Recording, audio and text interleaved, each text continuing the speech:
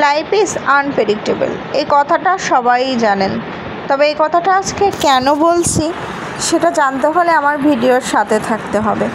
তো নতুন একটা বড় ভিডিও সবাইকে স্বাগতম জানিয়ে শুরু করছি। আশা করছি সবাই ভালো আছেন, সুস্থ আছেন।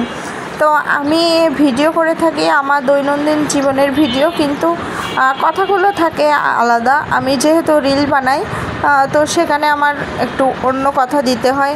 তবে আজকে যে আমার জীবনের কথা বলবো এটা আসলে আগে কখনো ভাবিনি। তবে অনেকে অনেক কমেন্ট করছিলেন আমার রিল ভিডিওয়, তো সেজন্য আমি ভাবছি যে একটা বড় ভিডিও করি। তো তার জন্যই একটা বড় ভিডিও আপনাদের সামনে তুলে ধরছি। তবে ভিডিও মানে ভিডিওয় যে রিয়েল গল্প করলেই যে সেটা ভিউ হয় তা নাই, সেজন্য আমি রিয়েল গল্প বেশি একটা রিয়েল ভিডিও দিই না। মানে আমার ভিডিও ছবি থাকে রিয়েল, কিন্তু কথাগুলো থাকে একটু কাল্পনিক বা একটু মজার, একটু অন্যরকম।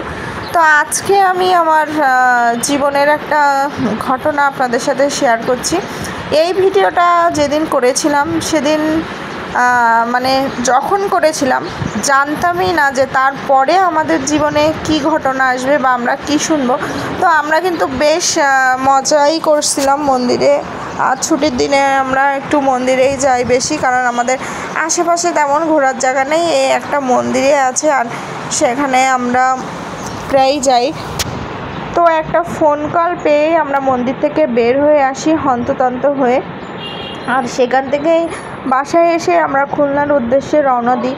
আপনারা নিশ্চয়ই বুঝতে পারছেন সেরকম গুরুত্বপূর্ণ কোনো খবর না হলেও আমরা সাথে সাথে কেন খুলনার উদ্দেশ্যে রওনা দেব।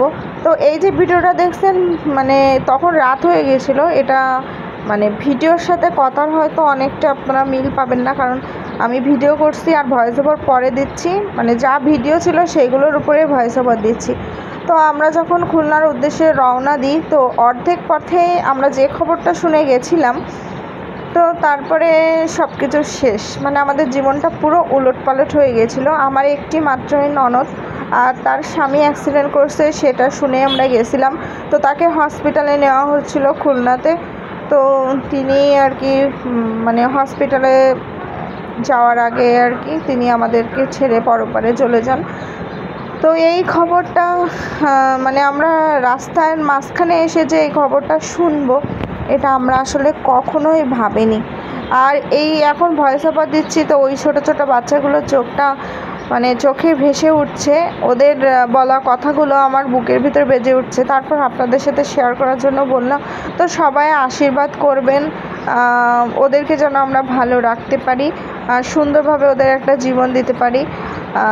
তবে আমরা যে যতই বলি না কেন তাদের কষ্টটা আমরা কখনোই লাঘব করতে পারবো না। হয়তো তাদের উপর থেকে আমরা ভালো রাখতে পারবো, কিন্তু মনের যে কষ্ট তাদের বাবা হারানো আর যার স্বামী হারিয়েছে, তো এইগুলো আমরা কখনোই পূরণ করতে পারবো না। তো কি একটা খবর শুনে গেছিলাম আর কত বিধ্বস্ত হয়ে ঢাকা ফিরছি, মানে এইটা একটা কেমন ঘটনা। তো ভগবান যেটা ঠিক করে রাখে সেটার উপরে তো আমাদের কিছু করার নেই।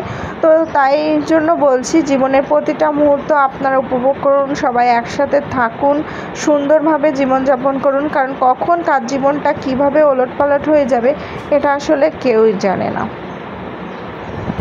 ভগবানের উপরে আমরা কিছু করতে পারবো না, তারপরেও সাবধানতার সাথে সবাই চলাফেরা করবেন। রাস্তাঘাটে যখন কেউ চলাচল করবেন একটু সাবধান থাকবেন। সবাই ভালো থাকবেন, সুস্থ থাকবেন।